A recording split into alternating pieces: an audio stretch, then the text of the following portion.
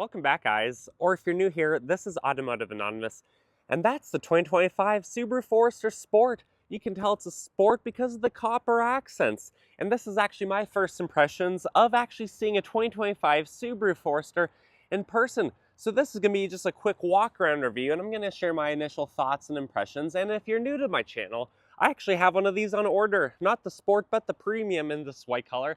And it's supposed to be here any day now, so I'm excited to show that to you. But this is the Sport, and there's a few sporty changes about it compared to the outgoing 5th generation. So obviously the grille, it does kind of look like the Ford Explorer, so there's a lot of nicknames about what this could be called, but overall it still actually looks very Subaru. A lot of the extension of the grille towards the headlights is actually not very functional, it doesn't look like. Maybe for aerodynamics, but it's not letting air into the radiator to cool it down. You can also see the horns, which some people swap out for louder horns on Subarus. You have the tow hook spot right there in the bumper. You could even fit in an LED light bar to the bottom grille if you want, kind of like what I did on my Outback Wilderness. I have an affiliate link and code. I can just put that in the description below. Otherwise, fog lights right there. They are LEDs, so are the projector headlights, and then the daytime running lights above it. Overall, though, the front actually looks better in person than I was expecting, especially on this crystal white pearl color. But if we come around to the side, you have painted black side mirrors with turn signals on the exterior. You have these 19-inch wheels with Bridgestone tires, a little bit of plastic cladding. Are you surprised? It is a modern Subaru.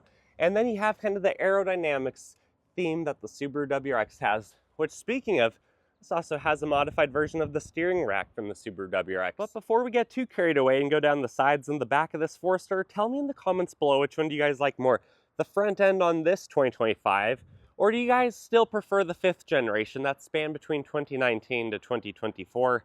Honestly, I do still think this looks pretty good, but after seeing the new one, maybe it does look a little bit better, a little bit more refreshed and updated, but overall, it honestly still looks very similar to that 2024, at least in my opinion, seeing it in person. But you'll notice on the windshield, you do have the Gen 4 EyeSight camera, which has the wide view third camera.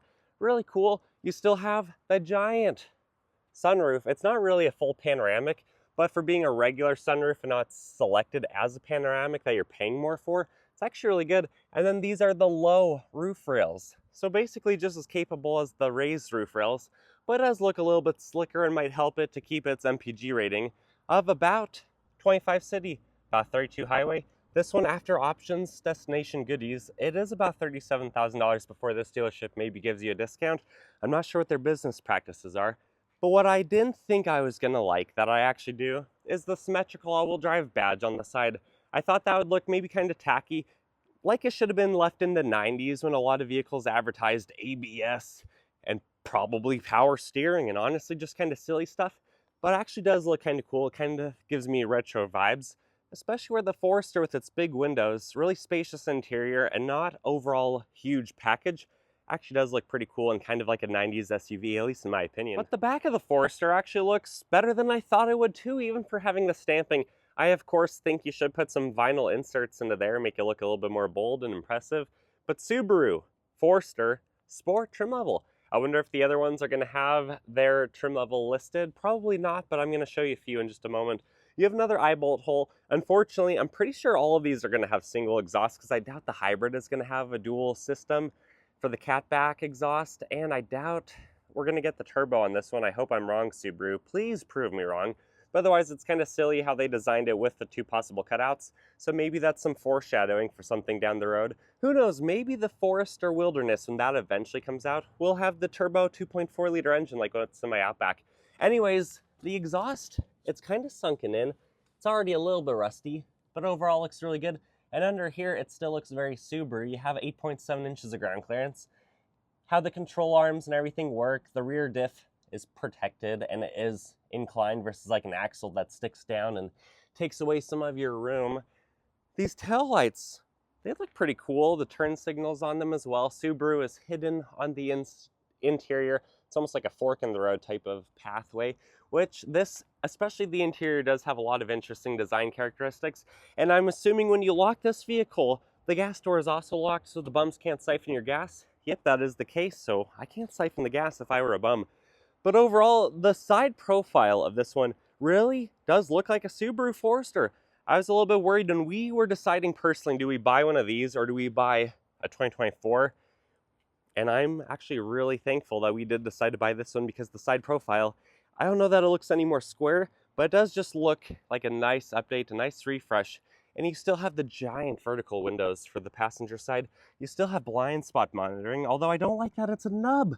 I wish they'd take away the nub and give us back the long piece of plastic on the inside that shows you through the windows what it looks like.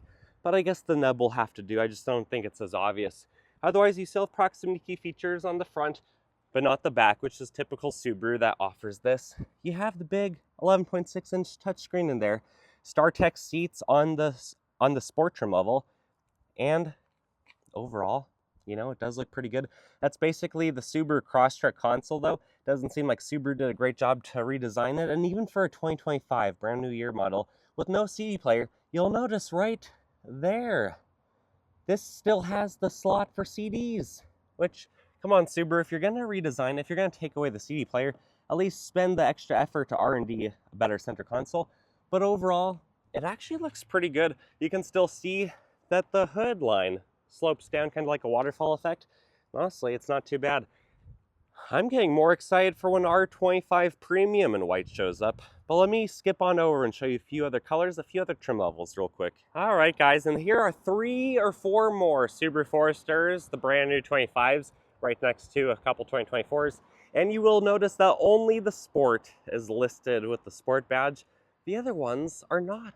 But this is the brand new River Rock color, and actually in person, this does look really cool. It just looks like another shade of gray, which 70% of new vehicles are some shade of white to black, so most of them fall somewhere in the gray category.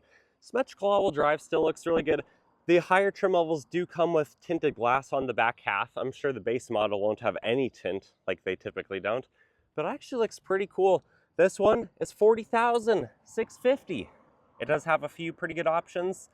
And overall, I do think it's a pretty cool vehicle. This has the leather. The center console doesn't really look any more updated over the other ones. But the River Rock color, I actually might get on board with that. I think that's a pretty cool color. And Subaru knocked it out of the park. I do think the green, the blue, some of those other ones do look good on this. The green almost makes it look really subtle and like it doesn't really stand out. The River Rock being a new color and a new front fascia and everything else that's changed makes it look a little bit more obvious that something's different. But the more I look at the white one, or a white one, the more it just looks like a Subaru Forester, and it really doesn't surprise me. The design language that Subaru played, just like their window stickers show all the safety features, they're also keeping it pretty safe on their design characteristics and design language. And even this blue Sport model, yeah, actually it does look pretty good. It almost looks like the blue color from Honda CR-V, both the Subaru badge up front, which doesn't actually look, like it bulges out. It just kind of looks sunken in. I don't actually like that about it compared to when you look at the 2024. It sticks out just a little bit better.